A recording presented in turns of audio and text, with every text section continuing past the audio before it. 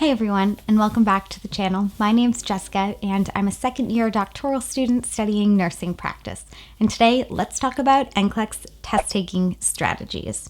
So number one is to know the time limit. So you have about 1.3 minutes per question if you take into account that you have 6 hours to take the exam and you can take a max amount of questions of 265 questions. That leaves you with about 1.3 minutes per question.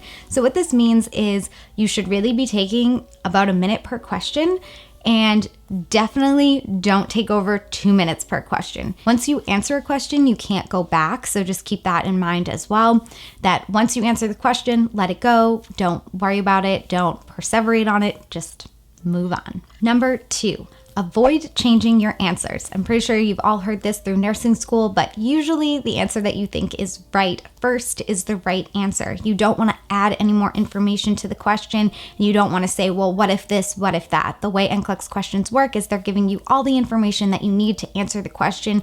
Don't think too much into it. Go with your first instinct and move on. Number three, so all the questions in the Nclex exam, all the answers that they give are randomized. What this means is it's not like taking one of those nursing finals where you're filling in the little bubble sheet where if you had like 5 C's in a row, you'd be like, that's a lot to have of the same answer. No, the answers in Nclex are all randomized per question. What this means is you could answer C 10 times in a row. It's just the way the computer decided to list the answers. So avoid being distracted by having multiple answers in a row be the same letter. The fourth test-taking strategy is to eliminate answers first. So read the question, read through the answers, and figure out, oh, it's definitely not this one, it's definitely not that one. If you can eliminate 2 of the 4 answers, that gives you a 50-50 chance of picking the right answer. So definitely remember to use elimination when answering questions. Number 5 is to let it go. Once you choose an answer and you hit next, don't sit there and think about that previous question that you answered, because guess what? You can't go back, so it's not worth it. It's not worth stressing out over a question that you can't go back and change. So I found this on my exam too. I answered a question and then 3 questions later, the right answer popped in my head and I was like, oh darn, I answered that wrong. But you got to just let it go and move on. Keep focused and don't let that anxiety get the best of you. Number 6 is know the formats of questions. Of course, you're going to have your multiple choice style questions, but you'll also have things like select all that apply. And a way to answer select all that apply is to change each answer to a true or false statement. When you're answering a priority question, you want to keep in mind Maslow's hierarchy of needs. Things closer to the bottom are things that are priority. Any physiological needs, airway, breathing, circulation, those are always going to come first. But keep in mind that airway is not always the right answer, right? It is a lot, but not always. So definitely keep that in mind. Look at all the information that's given to you, but the physiological needs are going to be first. Another type of question you'll get is an ordered response. What would you do first, second, third? And they'll have you order them in the specific way that you would do them. This is a higher level question. This is very difficult because there's only one way to answer it, and there's all different ways that you can order the things that you do. So again, if you're getting these style questions, you're probably doing really well. Another type of question will be a fill in the blank. Typically, these are calculations. So think your IV drip rates, your medication calculation, your INOs, med dosing, and also your due date for a pregnant woman. That could be a fill in the blank type question.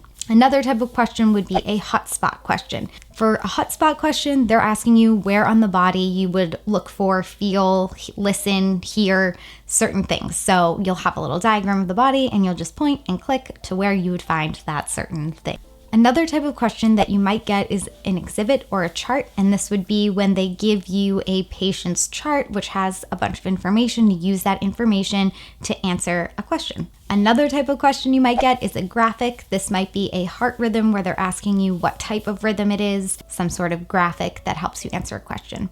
And lastly, they may give you audio, which could be a type of breath sound or a speech pattern or a heart sound, and they ask you what this could possibly be. So another thing they're going to ask you about is delegation. And delegation can be a little tricky at times for nursing students. Sometimes it's hard to know what do you delegate and what do you not. So here is what you delegate. If it's an assessment, a teaching, or discharge, you, the nurse, are doing it always. If a patient is not stable, nothing gets delegated to them. If a patient is unstable, they need the nurse, they need the nursing assessment, they need the interventions from the nurse to make them stable. A unlicensed assistive personnel, so someone that you can delegate to, they can do things with a stable patient that is bed baths, personal hygiene, I&O, if they're stable, collecting urine, documenting vital signs or blood sugars, anything like that they can do. LPNs cannot do IVs, so keep that in mind as well when you're delegating. Only an RN can do IVs. And last thing to keep in mind for the Nclex is therapeutic communication, which is one of my personal favorites. So therapeutic communication is the way in which you talk to a patient. And you may think that this is kind of like not super important, but it actually is, because when you're a nurse, this makes all the difference. The first part of therapeutic communication is to focus on the client, really try to understand their needs. Don't be defensive about your feelings and your needs and what's going on with you. Awareness is important to understand how you're feeling and maybe your biases and things like that. That's kind of more advanced graduate level stuff, but therapeutic communication is focused on the patient. You're trying to help them. They are the center of your communication. You also want to make sure that you ask open-ended questions, which allows the patient to verbalize what's going on with them, why they're feeling this way. You don't want to ask yes or no questions, because then it's kind of can be like interrogating in a way, because you're just like asking, trying to figure out what's going on. Ask the open-ended questions, sit quietly, and let them kind of go. Also want to validate the client's feelings. So you have to remember, like a lot of times, especially, so like psych is my specialty. And so I know a lot in psych, even with delirium or dementia, like these patients can be agitated about things that aren't real or aren't true, or it's just whatever's going on with them. A lot of, psychotic things can come out as agitation. Detox, big one, detox can come out as agitation. That's one of their signs on their COWS or CWA, is the patient agitated. You have to keep those types of things in mind. So you want to validate the client's feelings. Sometimes the client may be agitated or upset because they're hallucinating, because they are upset about something that is not there. That does not mean that they're not feeling or experiencing that. So you could have a person that's agitated because they're hearing voices that are telling them horrible things. You need to, as the provider, validate, I see that you're upset. That sounds really difficult. However, you don't want to play into the delusion. So you would say, I don't see that, or I don't hear that, but I can see that you're upset.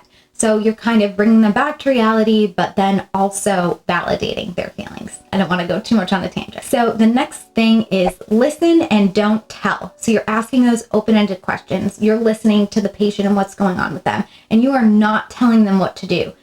If there is an answer to a therapeutic communication question that is like, tell the patient to sit or tell the patient to relax, that is not the answer. Telling somebody to do something is just going to agitate them even more, going to make them more upset, going to make them feel less understood, and that is not therapeutic. And the last thing is to avoid aggressive language, and this is super important in any nursing practice.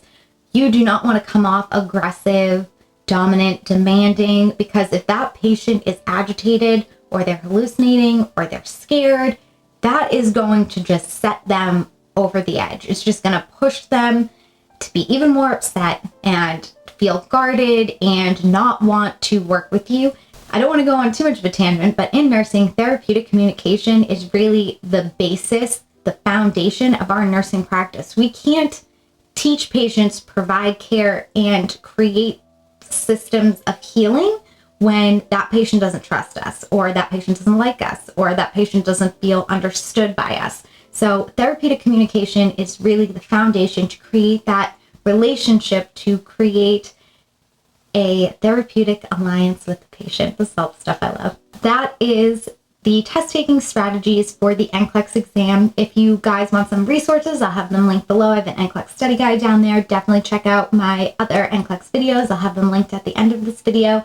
And I wish you guys all the best in your exam, and I know you'll do great, and I can't wait to hear about you all becoming nurses. So make sure to give this video a thumbs up and subscribe below, and I'll see you guys real soon.